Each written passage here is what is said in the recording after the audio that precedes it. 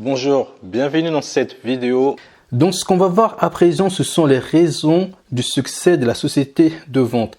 La société de vente n'est pas un passage obligé pour le promoteur qui reste libre de ne s'associer à aucun. Si vous souhaitez obtenir 7 heures de formation gratuite sur la promotion immobilière ou le marchand de biens, vous avez un lien en dessous, vous inscrivez et un conseiller va vous recontacter pour vous donner vos identifiants de connexion. Attention, indiquez bien vos coordonnées de contact, sinon personne ne pourra vous recontacter. Allez, à très vite.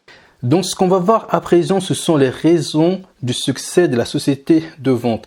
La société de vente n'est pas un passage obligé pour le promoteur qui reste libre de ne s'associer à aucun investisseur à son programme et de vendre directement ses lots. Ce qui signifie simplement que vous n'avez aucune obligation de souscrire à cette société.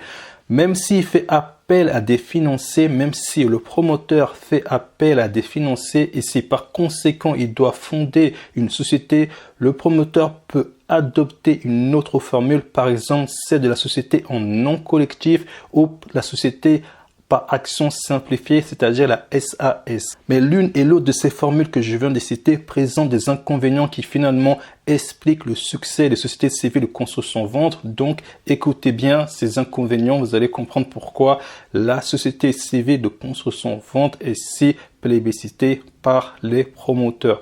La société en non collectif bénéficie d'un privilège absolu en matière fiscale puisqu'elle est dispensée de payer l'impôt sur les sociétés. Ça, c'est son avantage de la société en non collectif. Toutefois, la règle que les associés ont une responsabilité non seulement indéfinie mais solidaire rend cette solution inacceptable pour les investisseurs moins importants. Donc vous avez compris, lorsque vous allez réunir un tour de table sur cette société, vous allez avoir un investisseur qui va investir 500 000 euros, un autre investisseur va investir 10 millions d'euros et un investisseur va investir 50 000 euros. Chacun de ces investisseurs est responsable de manière illimitée sur ce type de structure, même s'il investit que 10 000 ou 50 000 euros. Et c'est pour cela que c'est un inconvénient majeur pour les investisseurs. Je pense que vous avez compris le raisonnement. Alors, pareil inconvénient n'existe pas dans la société par action, la SAS, qui en outre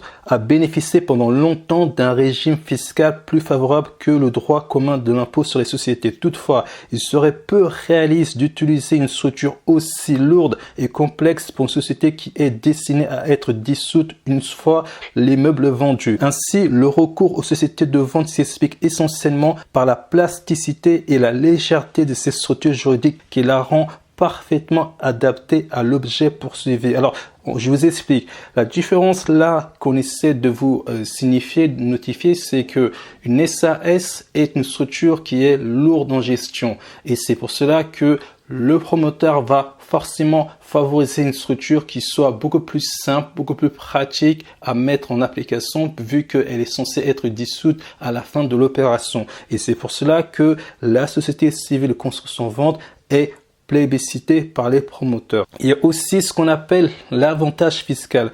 Bien évidemment, les sociétés civiles de construction-vente, quel que soit leur avantage technique, c'est-à-dire leur souplesse technique, n'auraient pas été utilisées par les investisseurs si elles avaient été pénalisées par rapport aux autres formules sociales. Pendant très longtemps, seules les sociétés de la loi de 28 juin 1938, qui sont les ancêtres de l'actuelle société d'attribution, présentaient de véritables avantages fiscaux. En effet, comme elle ne réalisait aucun bénéfice. On vous a expliqué qu'une société d'attribution ne réalise aucun bénéfice. Elle ne pouvait, par la force des choses, être assujettie à l'impôt sur les sociétés.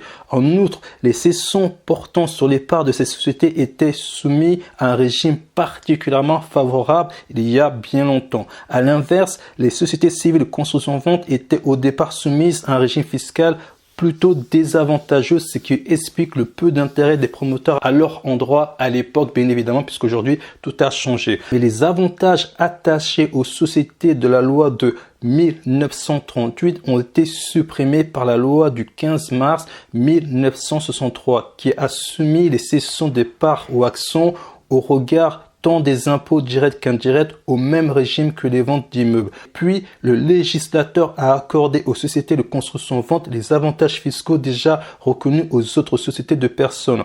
En effet, la loi de finances rectificative du 28 décembre 1964, dans son article 28, a dispensé les sociétés civiles de payer l'impôt sur les sociétés de sorte que ces associés seuls étaient imposés. C'est très important ce que je viens de vous expliquer pour comprendre pourquoi les sociétés civiles de construction-vente sont plébiscitées par les promoteurs. Par application du principe dit de neutralité fiscale, les sociétés de construction-vente présentent rigoureusement les mêmes avantages sur le plan fiscal que les sociétés d'attribution. Si vous souhaitez obtenir 7 heures de formation gratuite sur la promotion immobilière ou le marchand de biens, vous avez un lien en dessous, vous inscrivez et un conseiller va vous recontacter pour vous donner vos identifiants de connexion. Attention, indiquez bien vos coordonnées de contact, sinon personne ne pourra vous recontacter. Allez, à très vite.